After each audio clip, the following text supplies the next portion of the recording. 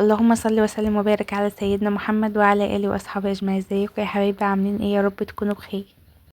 يلا بينا نشوف فطرنا ايه امبارح 19 يوم رمضان. فطرت عند ماما، كانت عامله كده محشي كرنب وفلفل وشطه ومحشي ورق خس وورق سلق. كانت طبعا عامله المحشي ده قبلها بيوم، وانا رحت بقى تاني يوم اللي هو يوم الاثنين فطرنا هناك. عملت كده فرختين بلدي، ما شاء الله معانا الديك ده كده حوالي 4 كيلو، مغسول طبعا ومنقوع ومتكتف كده، يدوب بس ان احنا نسقطه في المية.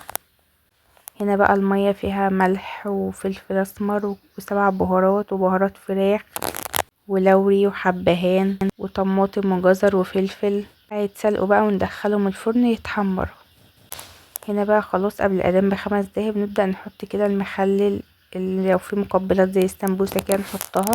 معانا هنا السمبوسة الزيتون، ونبدأ بقى نجهز الاطباق اللي احنا هنغرف فيها. ومعانا هنا بقى الحلل المحشي. تعالوا بقى نشوف التدخينة والجمال وطعم المحشي، كان بأمانة سكر. وتهيألي كده بقى يا ماما كفاية محشي في رمضان. تاني مرة بقى ناكل محشي عند ماما، قعدتنا 15 يوم بعد كده نزلت علينا محاشي محاشي. لو وصلتوا لحد هنا بقى متنسوش تدعمونا بلايك وكومنت وسبسكرايب للقناة عشان تكبر بيكم فضلا وليس أمر، ودعوة حلوة من قلبكم ولكم بالمثل. هنبدأ بقى دلوقتي نهز المحشي كده ونغرفه. وهنا الفراخ كانت اتحمرت، لفينا عليها كده ورق فويل عشان تفضل سخنة.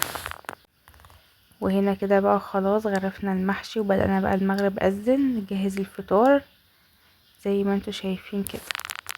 المحشي عشان يتاكل من الحلة على الطبق على طول.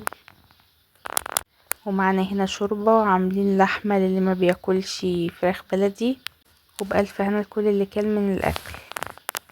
وده كده كان فطار 19 يوم في رمضان.